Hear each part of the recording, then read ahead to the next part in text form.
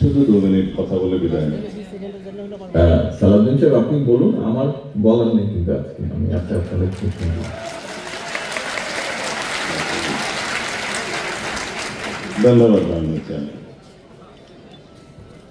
একজন জিয়াউর রহমানের জন্ম হয়েছিল বলেই 1971 সালে আওয়ামী লীগের সকল নেতৃবৃন্দ পলায়ন করার পরেও বাংলাদেশে স্বাধীনতার ঘোষণা দেওয়ার জন্য একজন মেজর উপস্থিত ছিলেন। শহীদ রাষ্ট্রপতি জিয়াউর রহমানের জন্ম হয়েছিল বলেই 1975-এর জাতীয় সংকটময় দিনগুলি পার করা গেছে এবং 7ই নভেম্বরের সিপাহী জনতার বিপ্লবের মধ্য দিয়ে এদেশের রাষ্ট্রপতি জিয়াউর রহমানের শুভ সূচনা সেই দিনই হয়ে গেছিলেন, সেই নেতৃত্বের মধ্য দিয়ে। একজন জিয়াউর রহমানের জন্ম হয়েছিল বলেই 1979 সালে 5ম সংশোধনের মধ্য দিয়ে বাংলাদেশে বহুদলীয় গণতন্ত্রের পুনঃপ্রবর্তন হয়েছে, যে গণতন্ত্রের কবর রচনা করেছিলেন শেখ মুজিবুর রহমান। 22 সালের 4র্থ সংশোধনের মধ্য দিয়ে এখন আইনতান্ত্রিক বাংলাদেশের উৎপত্তি হয়েছিল। রাষ্ট্রপতি শহীদ জিয়াউর রহমান শাহাদাত বরণ করার পরে ক্রমাগত ষড়যন্ত্রের শুরু হয়। সেই ষড়যন্ত্রের পরে দীর্ঘ সামরিক স্বৈর শাসনের বিরুদ্ধে ক্রমাগত লাগাতার আন্দোলন সংগ্রামের মধ্য দিয়ে গড়ে ওঠা দেশনেত্রী বেগম খালেদা জিয়া ইতিহাস রচনা করলেন। সামরিক স্বৈরাচারের পতন হল।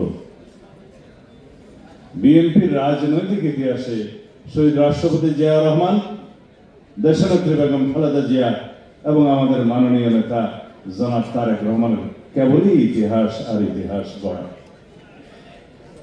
1990-এর সেই সামরিক স্বৈরের শাসন বিরোধী গণ অভ্যুত্থানের পরবর্তীতে 1991 সালে বাংলাদেশে ঐতিহাসিক দ্বাদশ সংশোধনের মধ্য দিয়ে বাংলাদেশে সংসদীয় রাজনীতির প্রবর্তন হয়, সংসদীয় সরকারের প্রবর্তন হয়। এটাও আরেক ইতিহাস, যা আজ পর্যন্ত কোন রকমে টিম টিম করে চলছে। 1996-তে তখন আমিও একজন সংসদ সদস্য হয়েছিলাম। কেয়ারটেকার সরকারের যে বিধান, প্রথমে আমরা মানতে চাইনি, গণদাবির মুখে আমরা মেনেছি। সেই বিধান দেশনেত্রী বেগম খালেদা জিয়ার নেতৃত্বেই সারা রাত সংসদে আলোচনার মধ্য দিয়ে কেয়ারটেকার সরকারের প্রবর্তন হয়। তত্ত্বাবধায়ক সরকারের ব্যবস্থা চালু হওয়ার মধ্য দিয়ে আরো 3টি নির্বাচন অনুষ্ঠিত হয়। বাংলাদেশের মানুষ রাজনৈতিক সংস্কৃতি হিসাবে তত্ত্বাবধায়ক সরকার ব্যবস্থাকে যখন আপন করে নিল, সেই তত্ত্বাবধায়ক সরকার ব্যবস্থাকে বিলোপ করার জন্য আবার শেখ মুজিবের সেই বাকশালী কায়দায় তদীয় কন্যা শেখ হাসিনা 2011 সালে 5ম সংশোধনের মধ্য দিয়ে সেই তত্ত্বাবধায়ক সরকার ব্যবস্থা বিলোপ করলেন। প্রশ্ন হলো, 2001 সালের সে সরকারে সংবিধান সংশোধনের মতো সংখ্যাগরিষ্ঠ জাতীয়তাবাদী দলের ছিল, কিন্তু দেশনেত্রী বেগম খালেদা জিয়া জনগণের বিরুদ্ধে যে নিজের ক্ষমতাকে দীর্ঘায়িত করার জন্য কোন রকমের সাংবিধানিক অপকৌশল প্রয়োগ করতে চাননি। তিনি এদেশেরই নেত্রী, দেশ তার কাছে উপরে, জনগণ তার কাছে সর্বাগ্রে। শেখ হাসিনার এই 5ম সংশোধনের পরে এবং তার আগে থেকেই একদলীয় শাসন ব্যবস্থা এবং একদলীয় রাষ্ট্র ব্যবস্থা কায়েমের যে উদগ্র বাসনা তাকে পেয়ে বসছিল, যার কারণে বাংলাদেশে অপশাসন, স্বৈর শাসন এবং ফেসিবাদের দীর্ঘস্থায়ী ব্যবস্থা প্রতিষ্ঠিত হয়ে গেছিল। প্রায় তার বিরুদ্ধে আন্দোলন সংগ্রাম করার জন্য ক্রমাগতভাবে আমাদের নেতা জনাব তারেক রহমান অবিরাম সংগ্রাম এবং নেতৃত্ব দিয়ে গেছেন। আমি বিদেশে থেকে ওনাকে সহায়তা করেছি, আমি জানি প্রতিটা মুহূর্তে উনি কিভাবে এদেশে আন্দোলন সংগ্রামের নেতৃত্ব দিয়েছেন আমাদেরকে। আজকে অনেক বাচ্চা লোক, সরি আমার একটু অসুবিধা হয়ে যায় ওই দীর্ঘ 10 বছর বিদেশে থাকার কারণে আর কি, যারা অল্প বয়সে সরকার পরিচালনার দায়িত্ব পেয়েছেন তাদেরকে নিয়ে করছে। অনেক রকমের অভিজ্ঞতা না থাকলে কিছু কিছু উচ্চাভিলাষ দেশের জন্য ক্ষতিকর হয়ে যেতে পারে। সেই জন্য বলছি, আন্দোলন সংগ্রামের প্রতিটি স্তরে মুহূর্তে সারা বাংলাদেশের মানুষকে একত্রীকরণের জন্য এবং রক্তক্ষয়ী ফ্যাসিবাদ বিরোধী সংগ্রামের জন্য আমরা যেভাবে দিন রাত আমাদের নেতা জনাব তারেক রহমানের নেতৃত্বে কাজ করেছি, এখানে সকলেই জানেন, আপনারা জানেন, একদিনে আসমান থেকে টপকে 5ই আগস্ট পতিত হয় না। It's a result of it is a cumulative result of continuous democratic movement and fight. যেখানে বাংলাদেশের প্রত্যেক জনগণকে ফ্যাসিবাদের বিরুদ্ধে একাত্মতা প্রকাশ করতে হয়েছে, সংগ্রাম করতে হয়েছে, আত্মদান করতে হয়েছে, যার ফলে ফ্যাসিবাদের পতন হয়েছে। আমরা জানতাম ফ্যাসিবাদের পতন হবে, কবে হবে, কিভাবে হবে, কত রক্তক্ষয় হবে, সেই হিসাবটা কেবল জানতাম না। এখন ফ্যাসিবাদ বিরোধী জাতীয় ঐক্য যেটা সৃষ্টি হয়েছে, সেই জাতীয় ঐক্যে ফাটল সৃষ্টি হওয়ার মতো কোন পদক্ষেপ আমরা এখন দেখছি যেটা জাতির জন্য কল্যাণ বয়ে আনবে না। সব কিছুর বিনিময়ে বাংলাদেশের সবচাইতে জরুরি হলো ফ্যাসিবাদ বিরোধী জাতীয় ঐক্যকে ধরে রাখা।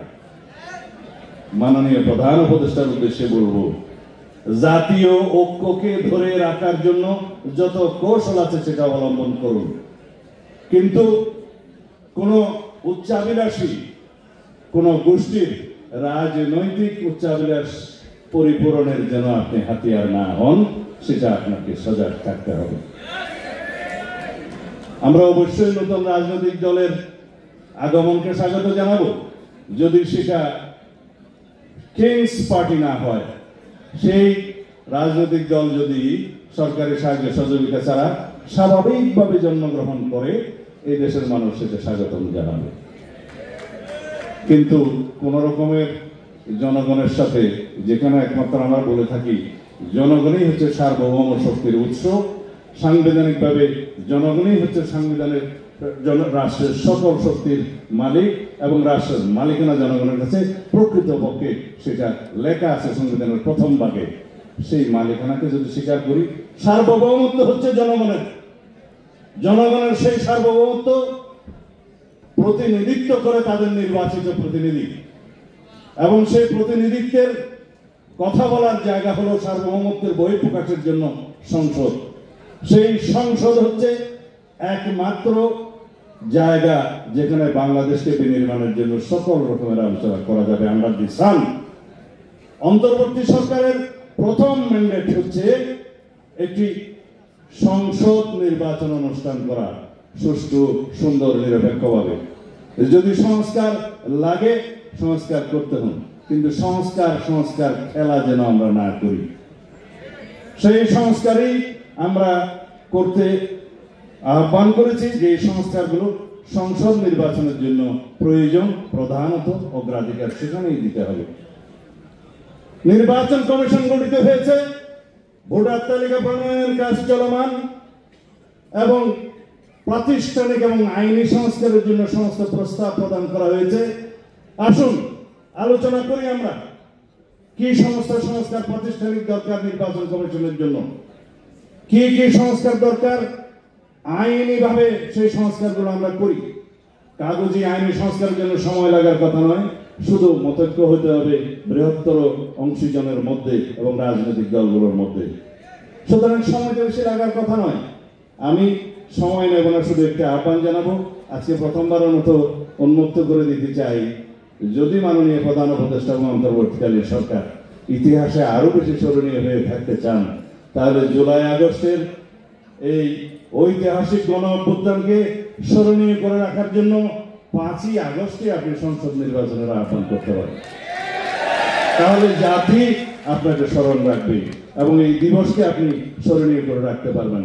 আমরা খুব হিসাব নিকাশ করে দেখেছি 3 থেকে 4 মাসের বেশি প্রস্তুতিতে সময় লাগে না। 12ই জুন নির্বাচন হয়েছিল বর্ষাকালে 1996 সালে। আমি নিজেও সেই একটা নির্বাচন করে জয়ী হয়েছিলাম। তখন জ্যৈষ্ঠ মাস, গরম এবং বৃষ্টি দুটোই আছে। যদি জুলাই আগস্টের আমাদের ভাদ্র মাসে বৃষ্টির সময় যদি বাংলাদেশে এই দক্ষিণ এশিয়ায় পৃথিবীর মধ্যে উল্লেখযোগ্য সবচেয়ে বৃহৎ গণ অভ্যুত্থান সংগঠিত হতে পারে, তাহলে কেন নির্বাচন নয়? ধন্যবাদ আপনাদের সবাইকে। বাংলাদেশ জাতীয়তাবাদী দল জিন্দাবাদ। শহীদ জিয়া অমর হোক, বেগম খালেদা জিয়া জিন্দাবাদ। আমাদের অহংকার জনাব তারেক রহমান জিন্দাবাদ।